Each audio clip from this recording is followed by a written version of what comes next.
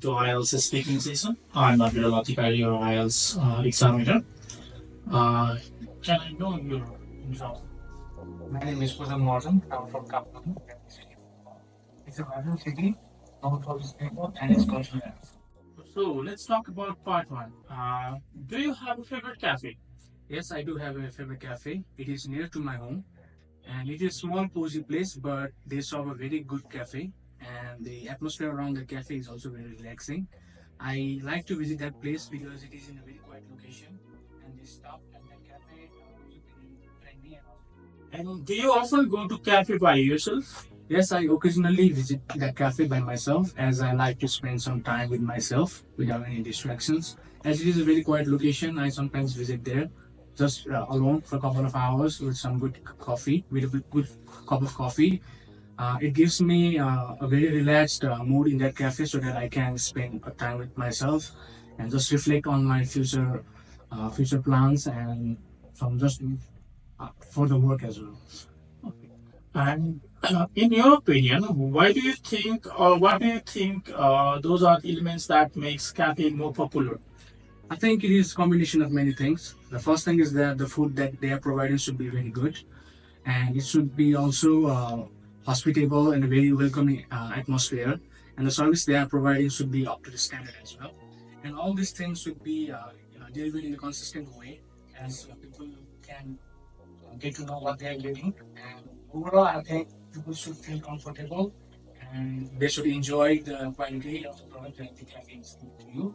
And additionally, the unique decors and attractive scenic locations also help in that regard. So why do you think that some more people prefer the cafe that are part of larger chains over small cafe? I think it is due to the consistency the products of cafes gives to you. So people can know what they are really getting, what in the food menu, what is there, so you can know wherever the location is. So whereas in the local cafes, people can't really know what they are getting. Even though the food menu is very good, they don't know what they are getting because of lack of advertisement.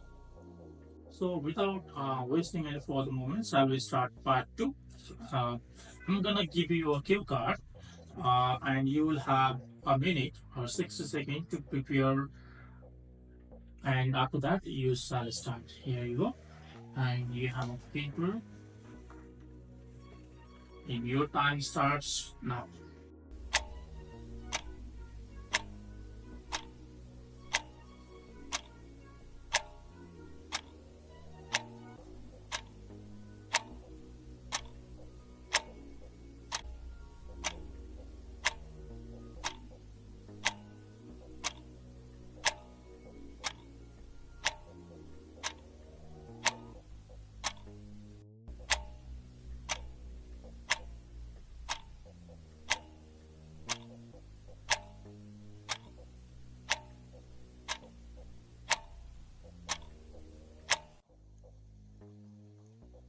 All right, you might begin now.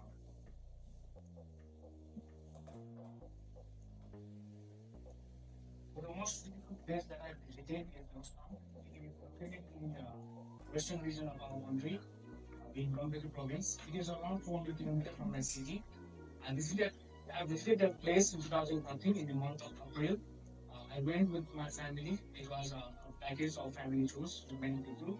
So we went there by bus. It took us 4 buses to eventually reach to Moscow. The first bus that we took was from Kathmandu to Beni, and from Beni to Marfa we took another bus. Another bus, and eventually to reach to Mushinath temple, we took a small jeep. So overall, it took us 4 buses. So during that drive, we saw many mountain ranges and many gorges, rivers. So many famous and iconic rivers of our country flow through their regions, like the Kalikondiki River, the Setikondiki River, Mursengni, and many other rivers. And in those rivers itself, we can have many adventures like rafting, canoeing, walking, swimming, and then camping. And you can find many resorts and hotels in that route as well. So it is an adventure in itself. And we saw many snow-capped mountains such as the Dhaulagiri mountain and the Annapurna and Nilgiri. Nilgiri mountain is just in front of our eyes, so it is very surreal view that we can see from that region. And we passed through many gorges as well, and we took many photographs in such gorges. And Mustang is also known as the desert of Nepal, as it resembles the desert-like topography. Nothing grows there apart from very small shrubs. But even though it is like that, I think it is one of the most beautiful places of our country. And the the highlights in Mustang region is its apple field, as Mustang is renowned for its very delicious apples. And we also ate the famous dried apples in that region, and also we bought some apple whiskey. And the Tatali food that we ate was the cherry on the top in that region. So while reaching to Muktinad temple in the Mustang region, we took a bath in the famous water water tap, and we took a bath in the pond as well. And then we saw a very beautiful panoramic views of mountain in that temple as well. So it was a very good trip. All right, thank you. Since we are talking about beauty, let's talk about beautiness. Do you agree that most beauty products are a waste of money? I wouldn't say all of the beauty products are a waste of money. I think if it is used in a correct manner, it can be very beneficial. I think beauty products does make people very confident, and it also sharpens their personality.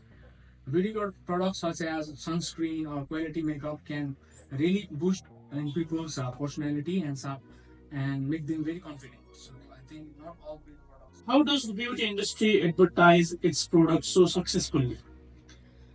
It does that in many ways, but either it may be in a blend of emotional appeal, and also they target a certain section of the consumers as well. And most of the time, they endorse it with well-known celebrities and influencers that are very active in the social media, and they mostly target the youth consumers. So that youth consumers are very much active in social media, so they target that uh, particular age group. So I think in that way they advertise it very successfully. And what do you think of you that beauty products should not be advertised to the children? Uh, I think it shouldn't be advertised to children because they are still developing mentally and physically. And such advertisement puts them in an additional pressure so that they will have a certain expectations on their body. I think that is not fair on them.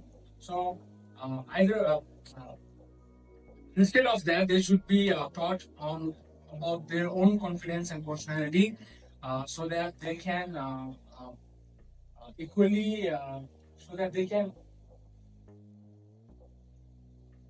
can be equally uh, aware of all types of body and all types of races. So I think many social movements such as no to racism and uh, body for all should be encouraged so that children should be more aware in that regard. Thank you. That is the in-depth part. Yeah. So we have finished our speaking session. Now about commenting on your speaking.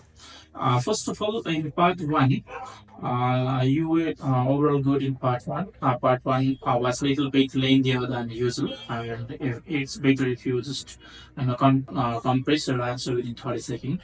Similarly, in part two, you tend to repeat it a lot of words. I mean, you actually repeated a lot of words such as many, the model fog and the mountains and other subjects and elements were repeated.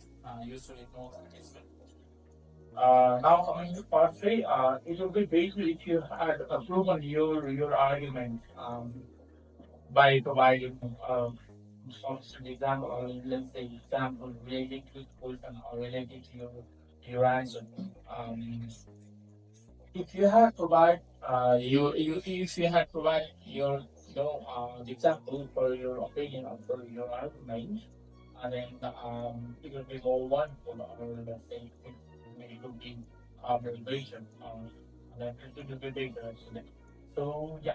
Now you should be careful about forgetting words, and you should also prove your argument in part three. Okay.